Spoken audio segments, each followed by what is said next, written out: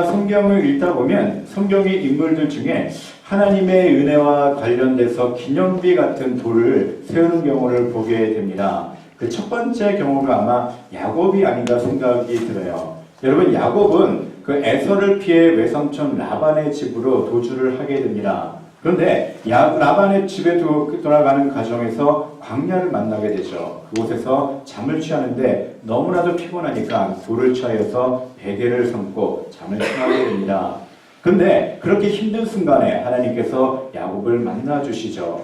그래서 꿈속에서 하나님을 만나고 베개로 삼았던 그 돌을 가져다가 기둥을 세웁니다. 그리고 그곳에 기름을 부었죠. 그러면서 어떻게 합니까? 그곳 이름을 베델이라고 짓게 됩니다. 왜냐하면 본인이 하나님을 만났다고 해서 하나님의 집이라는 이름을 따서 베델이라 짓게 된 거죠.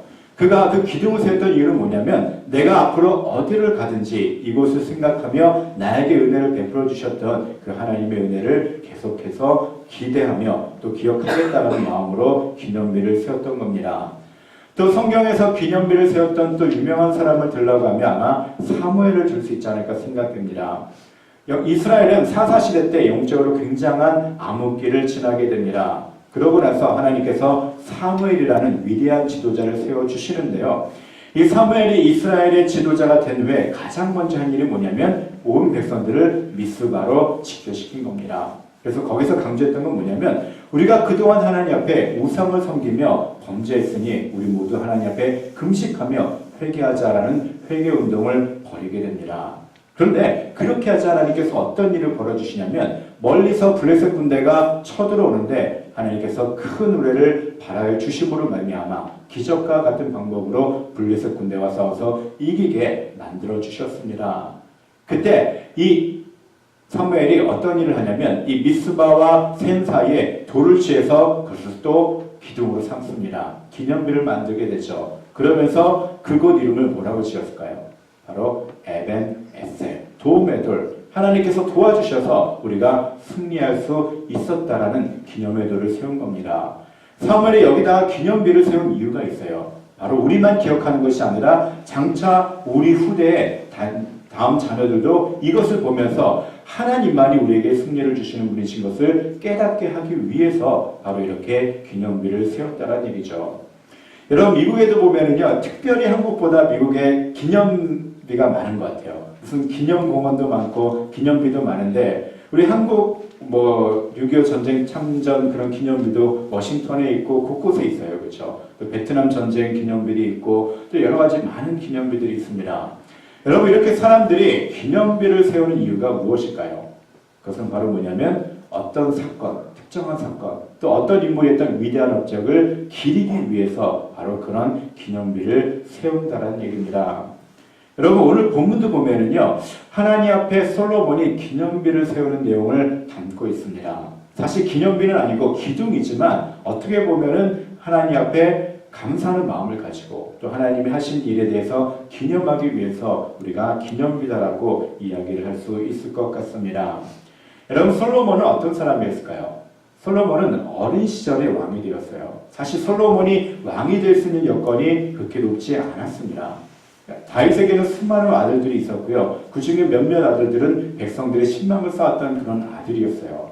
그런데 하나님의 뜻 안에서 솔로몬의 어머니였던 밧세바와 그 당시 대제사장이었던 사독과 또 그 당시 선지자였던 나단 선지자가 힘을 합쳐서 이 솔로몬을 왕으로 세우게 되죠. 그래서 이 솔로몬은 아버지 다윗의 뜻을 따라서 그렇게 다윗이 꿈꿔왔던 하나님 앞에 드리는 성전을 만들어야 되겠다는 생각을 하게 됩니다. 그래서 이 솔로몬이 하나님 앞에 성전을 만들기 시작해서 7년 만에 성전을 완공을 하게 됩니다. 그렇게 성전 건축이 거의 마무리되자 이 솔로몬이 한 일이 뭐냐면 드로 지방에서 히람이라는 사람을 불러옵니다. 이 히람이라는 사람은요, 놋을 다루는데 굉장히 탁월한 재능이 있었던 사람이었습니다. 그 당시에 어느 누구도 히람만큼 놋을 잘 다루는 사람이 없었던 거죠. 그래서 그 히람을 데리고 와서 어떤 일을 하게 되냐면 성전의 여러 장식과 성전의 기구들을 만드는 일을 시켰습니다. 그런데 그가 그 중에서 가장 먼저 한 일이 뭐냐면 성전의 주랑, 성경에는 주랑이라고 써 있는데요, 현관 앞입니다. 성전의 현관 앞에 두 개의 기둥을 세우는 것이었습니다.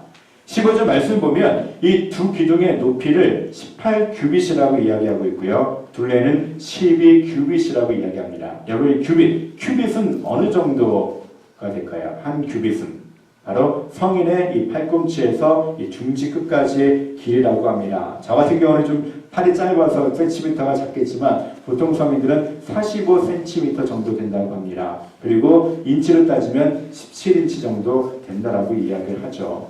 그럼 그렇게 계산해 보면 기둥의 높이는 한 8m가 조금 넘는 것 같아요. 그리고 둘레는 한 5m 정도가 됩니다.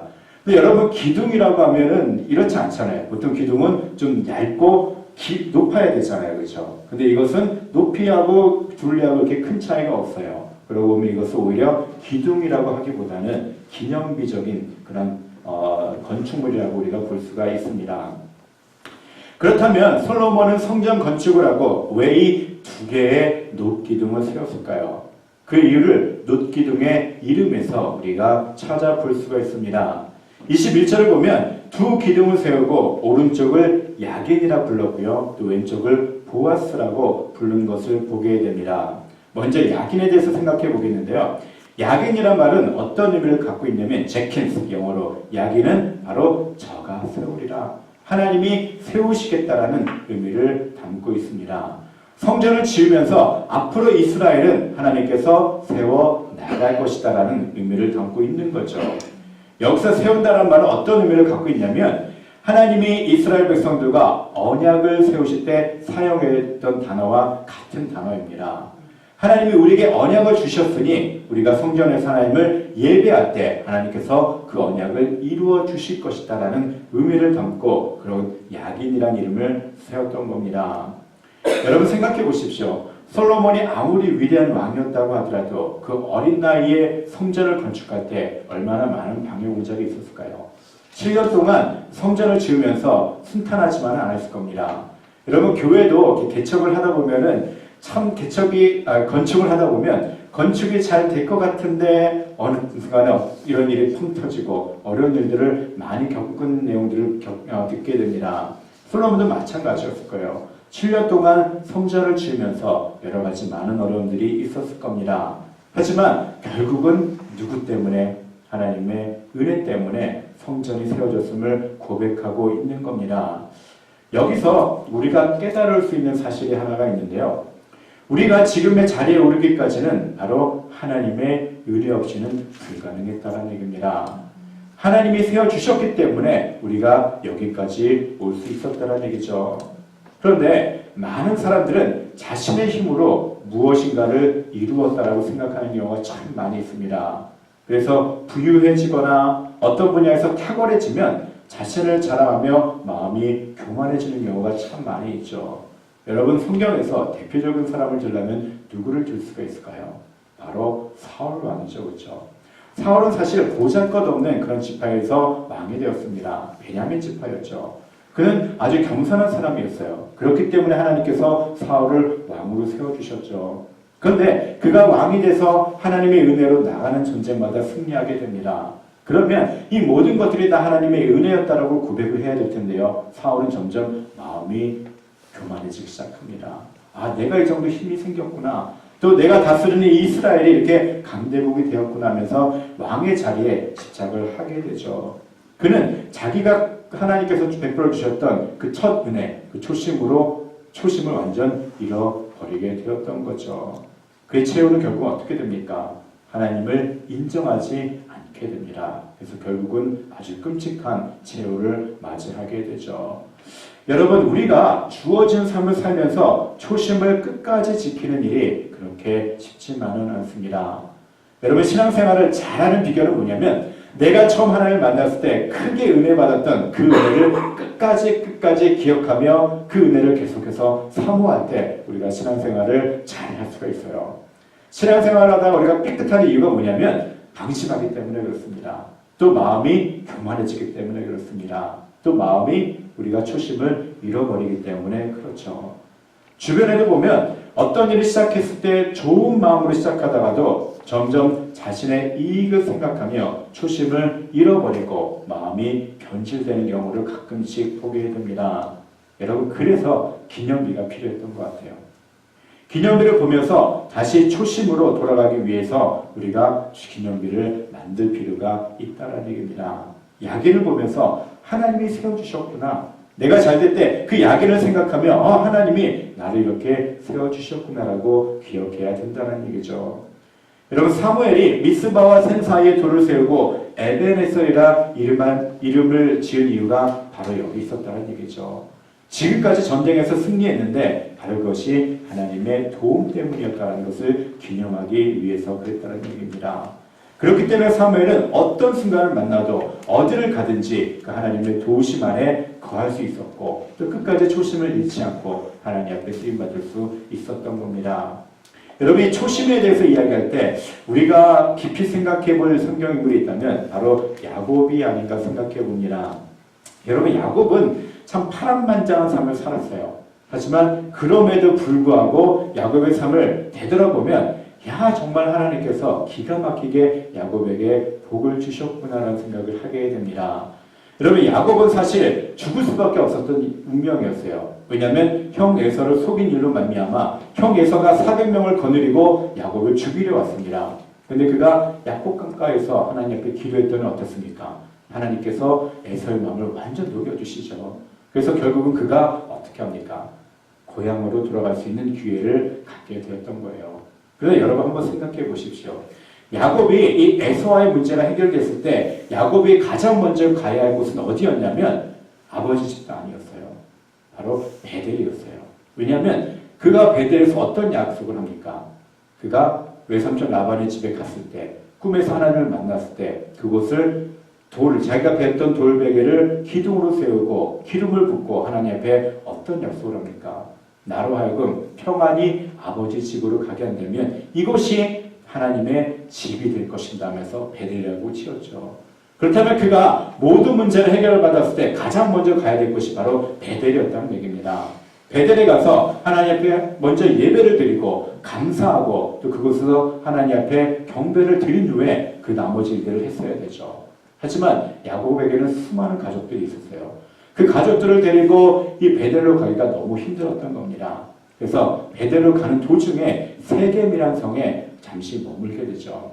야곱은 거기서 정착할 생각이 처음에는 없었을 거예요. 그런데 살다 보니까 그냥 하나님 보고 주시는 겁니다. 그러니까 야곱에게 어떤 생각이 들까요? 이 정도면 내가 살 수 있겠구나 하면서 그냥 주저앉고 싶은 생각이 든 겁니다. 세겜에서 잠시 있다가 쉬었다가 베델로 가야 하는데 그냥 세겜에 머물러 버리게 되는 거죠. 근데 그때 어떤 일이 벌어집니까? 무남 동료는 아니죠. 그 외동딸 디나가 어떻게 합니까? 그곳에 구경하러 나갔다가 강간당한 일이 생기게 되죠. 그래서 그 일로 말미암아 야곱의 그 자식들이 화가 나서 세겜에 있는 모든 남자들을 다 죽이게 됩니다. 그러자 야곱은 거의 더 이상 거기에 살 수 없게 되죠. 그때 야곱의 꿈에 하나님이 또 나타나 주십니다. 베델로 가라. 그제서야 야곱이 생각을 했던 거죠. 내가 잘못했구나. 모든 문제를 해결해 주시면 내가 분명히 베델에 가서 그곳을 하나님의 집으로 삼겠다라고 얘기를 했는데 내가 그만 여기서 타협하면 세겜에 머물렀구나 하며 하나님 앞에 회개를 합니다. 그때 야곱이 어떤 결단을 내리냐면 모든 자식들에게 우리 다 같이 지금 베델로 당장 내려가자라고 이야기합니다. 그러면서 하는 말이 뭐냐면 너희들이 그동안 가지고 있었던 모든 우상들을 다 태워버려라 이야기를 합니다. 그래서 그 우상들을 다 태워버리고 자식들과 함께 베델에 올라가서 다시 한번 하나님 앞에 예배를 드립니다. 그러면서 그가 그곳 이름을 다시 짓게 되죠. 베델이 아니라 엘 베델. 베델의 하나님, 내가 만났던 그 하나님의 집의 하나님이라는 이름을 짓게 되었던 거죠. 여러분, 이 야곱은 다시 초심으로 돌아가기 위해서 많은 일들을 겪었다는 얘기입니다. 하나님은 하나님의 사람이 그냥 적당히 타협할 때 그렇게 심판을 통해서 때로는 책망을 통해서 다시 한번 초심으로 돌아가기를 원하신다는 얘기입니다. 여러분들이 얼마나 초심을 그대로 유지하며 하나님 앞에 나아가고 있는지를 한번 살펴보시기 바랍니다. 솔로몬이 성전 앞 주랑에 기둥을 세우고 오른쪽 기둥을 야긴이라고 이름 지은 이유가 바로 거기 있었다는 얘기죠. 어린 나이에 하나님의 은혜로 우여곡절 끝에 왕이 되고 꿈에 그리던 이스라엘의 성전을 짓게 된 것에 감사를 드립니다. 그러면서 앞으로도 이 야긴을 보면서 어떤 경우라도 하나님이 나를 세워주실 것이다라는 그 초심을 놓치지 않기 위해서 바로 야긴이라는 기둥을 세웠던 겁니다. 사랑하는 성도 여러분 기억하십시오. 우리 자신도 또 여러분의 가정도 또 우리의 교회도 하나님이 세워주십니다. 여러분 자신 안에 또 여러분 가정 안에 또 우리 교회 안에 이 야긴이라는 기념비를 꼭 세웠으면 좋겠습니다. 하나님이 세워주셨습니다. 또 앞으로도 하나님이 세워주실 겁니다. 그럴 때 여러분 일이 잘 풀릴 때 교만하지 않고 타협하지 않고 하나님께 감사와 영광을 돌릴 수 있게 됩니다. 또 그런 마음이 있을 때 우리가 힘든 일 당하고 어려운 일이 있을 때 하나님께서 다시 세워주실 것이다라는 믿음을 가지게 될 겁니다. 여러분 야긴이라는 기념비를 꼭 마음에 새기시기 바랍니다. 두 번째로 솔로몬이 성전 앞에 세운 왼쪽 기둥은 보아스라고 짓게 됩니다. 여러분 보아스는 유명한 사람 있잖아요. 그렇죠? 롯이 아니라 룻을 이렇게 거두어들인 유명한 사람이죠. 그렇죠? 이 보아스는 어떤 뜻이 있냐면 그에게 능력이 있다라는 뜻을 가지고 있습니다. 여러분 구약 성경에는 하나님의 이름이 많이 등장을 합니다. 우리가 읽고 있는 성경에는 야훼, 여호와, 그냥 하나님을 통일시키지만 헬라어로 보면 하나님의 이름은 참 많이 있어요. 때로는 엘로힘, 때로는 엘샤다이, 때로는 야훼, 때로는 여호와 등등 여러 가지 많은 이름들이 등장을 하게 됩니다. 그런데 이 모든 단어들이 공통적으로 가지고 있는 단어가 있어요. 그 의미는 뭐냐면 바로 전능하신 하나님, 힘 있는 하나님, 능력 있는 하나님을 내포하고 있다는 얘기입니다. 모든 하나님의 이름은요 바로 전능하신 Almighty God, 이런 의미가 포함되어 있다는 얘기죠. 이스라엘 백성들은 전통적으로 하나님을 능력이 있으신 분, 또 전능하신 분으로 이해해 왔다는 거죠. 한 예로 시편 18편을 보면 다윗이 이렇게 고백합니다. 나의 힘이 되신 여호와여, 내가 주를 사랑하나이다. 그 외에도 다윗은 곳곳에서 하나님을 능력의 하나님, 또 권능의 하나님, 전능하신 하나님이라고 고백하고 있습니다. 그렇기 때문에 그는 어떤 상황 가운데서도 전능하신 하나님을 의지하며 하나님 앞에 예배하고 의지하며 살아갈 수 있었던 겁니다. 여러분 미디안 광야에서 실패한 삶을 살았던 모세를 생각해 보십시오. 처가살을 하면서 그가 얼마나 처량한 삶을 살았을까요? 그는 거의 모든 것을 포기하며 살았습니다. 그때 하나님의 부르심을 받아서 그가 호렙산 기슭에 올라가게 되죠. 떨기나무 불꽃 가운데 나타나신 하나님을 만나고 결국은 하나님의 부르심을 받게 됩니다. 그때 하나님께서 모세에게 내 백성을 애굽에서 인도하여 내라라는 명령을 하십니다. 그때 모세가 주저하죠. 왜냐하면 자기 자신은 이제는 더 이상 애굽의 왕자의 신분도 없고 지금은 더더욱이나 처가살이하는 볼품없는 사람이었다라고 생각했기 때문에 그렇습니다. 근데 그때 하나님께서 그에게 무엇을 주십니까? 바로 지팡이를 건네주시죠. 지팡이는 어떤 의미를 가지고 있을까요? 하나님의 능력, 전능하신 하나님의 힘을 의미하고 있는 겁니다. 모세가 아무런 힘이 없을 때 하나님께서 직접 지팡이를 주심으로 말미암아 그가 힘있게 나아가서 리더가 될 수 있었던 것처럼 하나님 우리 삶 가운데 우리에게도 그런 지팡이와 같은 능력을 베풀어 주십니다. 여러분 빌립보서 4장 33절 말씀 보면 사도 바울이 아주 유명한 고백을 하죠. 내게 능력 주시는 자 안에서 내가 모든 것을 할 수 있느니라. 사도 바울 자체는 힘이 없었어요. 하지만 하나님께서 능력을 베풀어 주셨기 때문에 그가 아시아에서도 유럽에서도 담대하게 복음을 선포하며 가는 곳마다 교회를 세울 수 있었던 겁니다. 여러분 우리에게는 어떤 능력이 있을까요? 바로 하나님의 말씀이 우리에게 능력이 됩니다. 모세에겐 지팡이가 있었다면 우리에게는 하나님의 말씀이 있습니다. 그 말씀을 의지할 때 우리가 하나님 안에서 승리할 수 있음을 여러분 꼭 기억하시기 바랍니다.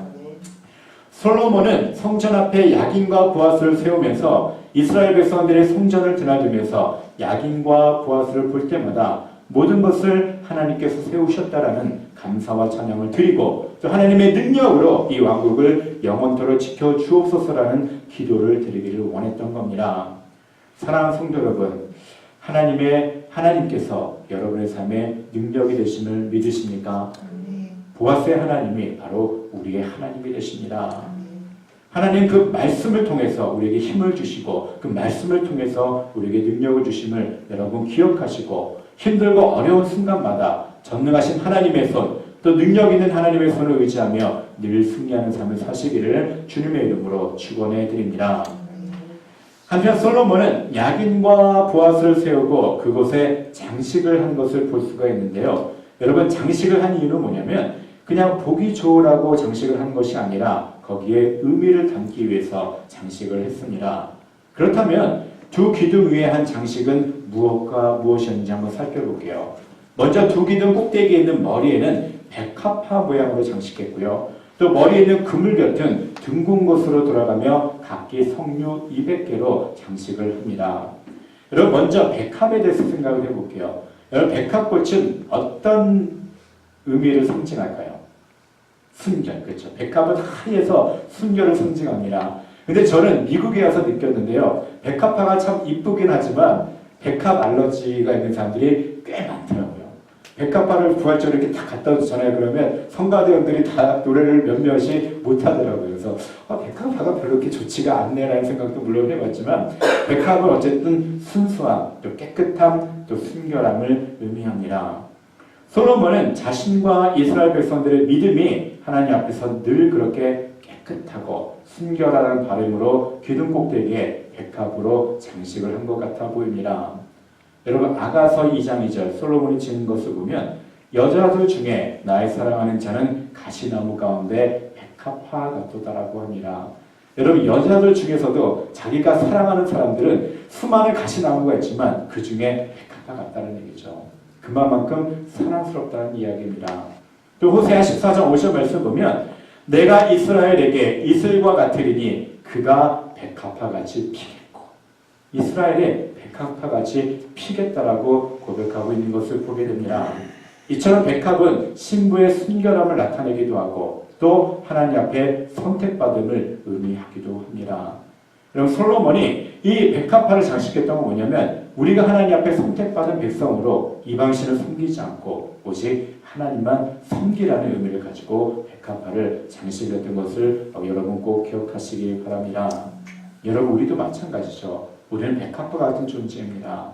왜냐하면 하나님이 친히 우리를 선택해 주셨기 때문에 그렇습니다. 그리고 하나님은 우리가 순결한 그 신부처럼 깨끗하고 순수한 마음을 가지고 영원토록 하나님을 섬기기를 원하십니다. 시편 24편 3절과 4절 말씀 한번 같이 읽겠습니다. 시작. 여호와의 산에 오를 자가 누구며 그의 거룩한 곳에 설 자가 누구인가.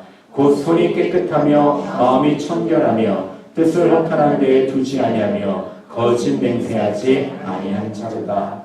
여러분 누가 여호와의 산에 올라간다고요? 쉽게 표현하면 청결한 자, 마음이 깨끗한 자가 하나님의 성전에 올라갈 수 있다라고 표현합니다. 디모데후서 2장 21절 말씀 한번 같이 읽을게요. 시작. 그러므로 누구든지 이러는 것에서 자기를 깨끗게 하면 그의 쓰는 그릇이 되어 거룩하고 주인의 쓰심에 합당하며 모든 선한 일에 예비함이 되리라. 주인의 쓰심에 합당한 사람이 누구라고요? 자기를 깨끗게 하는 사람이다라고 이야기를 합니다. 여러분 깨끗한 삶을 사십시오. 신앙생활을 타협하지 않고 정말로 하나님만을 섬기겠다는 마음을 가지고 순수한 믿음으로 하나님을 부르시는 그날까지 깨끗함으로 하나님 앞에 쓰임받을 수 있는 모든 백성들이 되시기를 주님의 이름으로 축원해 드립니다. 한편 기둥 머리 곁을 두는 석류는 무엇을 상징하면 바로 석류는 진실됨을 상징합니다. 여러분 석류는 어떤 좀 특징이 있을까요? 다른 과일에 비해서 보면 알이 많죠, 그렇죠? 알이 많아요. 그 석류를 겉으로 보면 이렇게 모양이 투박해요. 그래서 저는 처음에 석류 봤을 때 이거를 왜 먹지라는 생각이 들었습니다. 근데 그것을 쫙 열어보면 알이 너무나도 많죠. 근데 유대인들은 새해가 되면 이 국, 석류와 꿀을 같이 섞어서 먹는다라고 합니다. 그 이유는 뭐냐면 그 석류의 알맹이 수만큼 좋은 일이 많이 있기를 바라는 마음으로 그렇게 석류를 먹었대요. 또 석류는 굉장히 많은 알이 있는 것처럼 하나님 주신 율법에 수많은 율법들이 있지만 그 율법들을 잘 지키고자 하는 마음을 가지고 석류를 먹었다라고 합니다. 그리고 여러분 석류는 또 특징이 있어요. 수박은 어때요? 겉은 초록색이고 안은 빨갛고, 그렇죠. 또 사과는 겉은 빨간데 안은 하얗고, 참외는 겉은 노란데 안은 하얗고, 겉과 속이 달라요. 하지만 석류와 토마토는 어떻습니까? 겉과 속이 똑같죠. 겉도 빨간색이고 안도 빨간색이에요. 그래서 석류는 진실됨을 의미하는 겁니다. 겉과 속이 틀리지 않고 똑같다고 해서 진실됨을 의미한다라고 이야기를 하죠. 바로 석류로 장식했던 이유는 뭐냐면, 솔로몬은 이스라엘 백성들이 하나님 앞에 진실한 마음을 가지고 하나님을 섬기자는 의미로 석류로 장식을 한 겁니다. 하나님께서 왜 야곱의 아들 중 요셉을 선택해 주셔서 요셉을 애굽의 총리로 만들어 주셨을까요? 요셉은 바로 신실한 사람이었기 때문에 그렇습니다. 겉과 속이 다른 것이 아니라 똑같이 진실이 있기 때문에 하나님께서 그를 애굽의 총리로 삼아 주셨던 겁니다. 그럼 마태복음 25장에 나오는 달란트 비를 보시면 한 달란트 받은 사람과 두 달란트, 다섯 달란트 받은 사람의 차이가 분명히 있어요. 그렇죠?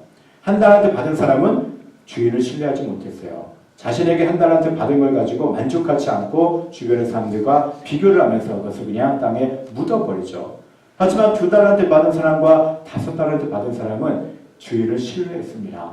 아, 내가 이 정도밖에 안 되니까 나에게 두 달란트 주셨구나. 내가 이 정도 되니까 나에게 다섯 달란트 주셨구나 하면서 나가서 열심히 일해서 두 배의 결과를 얻게 되죠. 그래서 결국은 한 달란트 받은 사람은 그 묻었던 것까지도 빼앗겨서 10달란트를 가지고 있는 사람에게 하나님께서 주시는 것을 보게 됩니다. 이 비유를 통해서 하나님이 말씀하시는 것이 무엇일까요? 하나님은 하나님을 신실하고 하나님을 신뢰하고 진실한 마음으로 충실한 마음으로 일하는 사람을 사용하신다는 그런 의미를 우리에게 주고 계십니다. 여러분, 하나님은요 바로 그렇게 신실한 사람을 찾고 계십니다. 여러분, 마지막으로 야긴과 보아스의 위치에 대해서 한번 생각해 보겠습니다. 여러분, 야긴과 보아스는요 어느 쪽을 향해서 있을까요? 예루살렘 성전이 현관이 어느 쪽을 바라보고 있을까요? 동서남북 쪽에. 추측을 한번 해보세요. 남쪽, 남양, 한국 사람들은 남양 좋아하니까. 근데 전통적으로 이스라엘 사람들은 동쪽에 듭니다. 동쪽에. 에스겔서 이제 8장 16절에 분명히 나와 있는데요. 바로 동쪽에 뒀어요. 그 의미는 뭐냐면 태양이 뜰 때 가장 먼저 빛을 받게 하기 위해서. 또 태양이 지면서 완전히 그 등을 지면서 빛을 반사하게 하기 위해서 그렇다는 얘기죠. 그래서 이스라엘 백성들은요 지나갈 때마다 예루살렘 성전을 볼 수 있었습니다. 빛을 발하기 때문에. 그리고 야긴과 보아스를 볼 수 있었어요. 그 이유는 뭐냐면 하루 종일 살아가면서 야긴과 보아스를 보면서 하나님이 세워주시는구나, 또 하나님에게 능력이 있구나 하는 것을 깨닫게 하기 위해서 동쪽에 세웠다는 얘기입니다.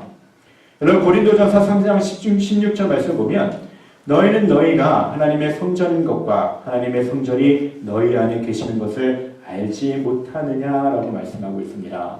이스라엘 백성들에게 예루살렘 성전이 하나의 상징이었습니다. 그들은 예배 때마다, 절기 때마다 예루살렘 성전에 모여서 예배를 드렸어요. 근데 우리가 하나님 앞에 예배를 드릴 때마다 예루살렘 성전에 갈 수가 있을까요? 그러면 비행기 값이 아마 어마어마할 겁니다. 갈 수도 없죠. 그렇죠?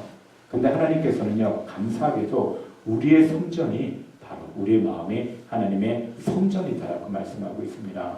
그렇다면 우리는 우리의 마음에 무엇을 새겨야 될까요? 바로 우리의 마음에도 야긴과 보아스라는 기념비를 분명히 세울 수 있어야 합니다.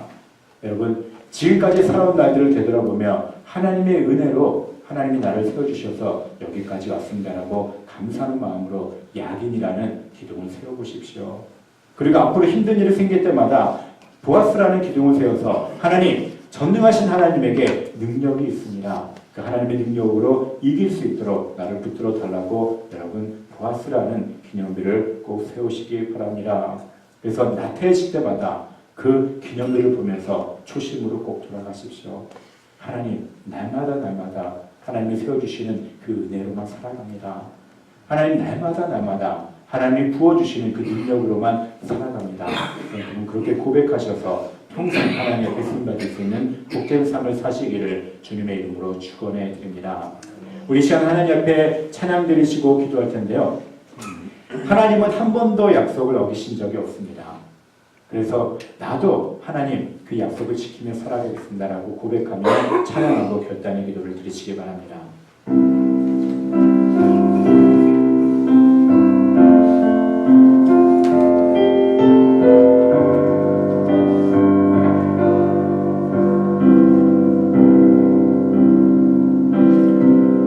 하나님 한 번도 나를 실망시킨 적 없으시고 실망시킨 적 없으시고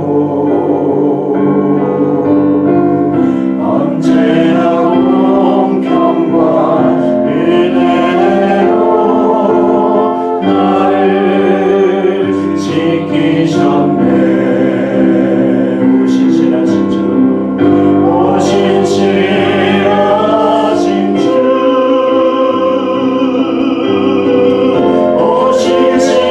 오신실하신 주,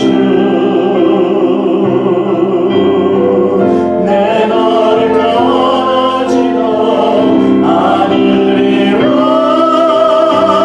내 너를 버리지도 않으리라 약속하셨던 주님, 그 약속을 지키사 이후로 영원토록 나를 지키시리라 확실하네. 지나온 모든 세월들 돌아보아도